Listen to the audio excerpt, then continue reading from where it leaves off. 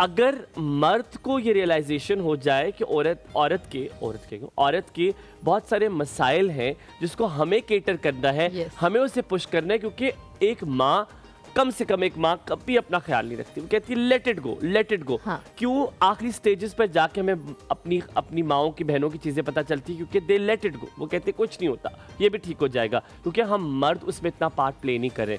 फ़खर ले लें, असद, ज़ेबी, यू ऑल, आप सबको आज बड़ा अटेंटिव रहना है, साथ साथ आपने अपना काम करना है, और साथ में आपने बड़ा, और जितने मर्द देख रहे हैं आपने बड़ा अटेंटिवली आज इस प्रोग्राम को देखना है कि कहाँ हम रोल जो है ना अपना प्ले करें इतना सिग्निफिकेंट कि हमारे माशरे की अगर औरत मजबूत होगी, वो सेहतमंद होगी, तो डेफिनेटली ये माशरा भी सेहतमंद होगा, आपका घर सेहतमंद होगा, आपका घर बेहतर तरीके से चल पाएगा। Very nice, rightly said.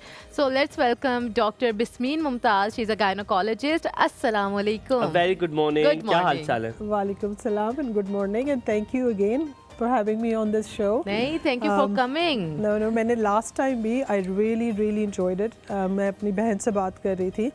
एक तो बहुत होमली फील है इस पूरे शो की, लगता नहीं है कि आप टीवी पे बैठे हुए हैं या आप जिस तरह से आप लोगों ने माहौल बनाया हुआ है। और दूसरी मुझे एक ये बहुत बात अच्छी लगी, अभी हुमायूं ने भी मेंशन किया और मेरा दिल चाह रहा है कि खड़े होकर सलूट कर दूँ हुमायूं को, क्योंकि जो what I am really passionate about is a change.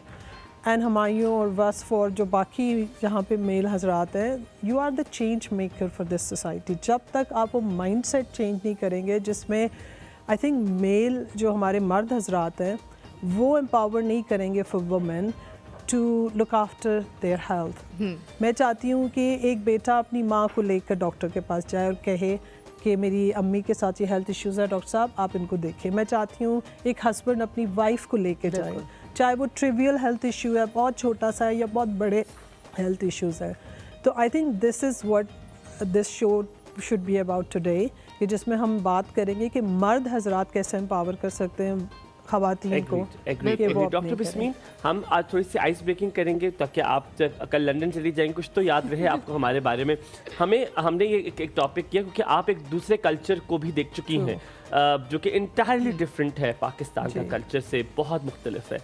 हमें ये लगता है कि हम सख्ती से डांट डपट से अपनी इज्जत करवा सकते हैं।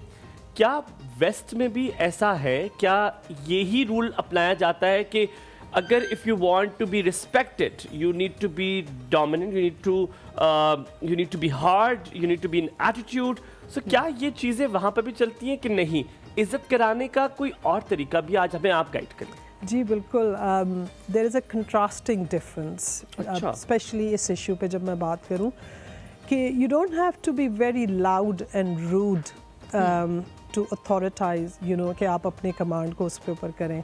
You can be very gentle, क्योंकि जब आप ऊंचा बोलना शुरू करते हैं तो अगला बंदा सिर्फ आपका शोर सुनता है, उसको आपके वर्ड्स सुनाई नहीं दे रहे होते।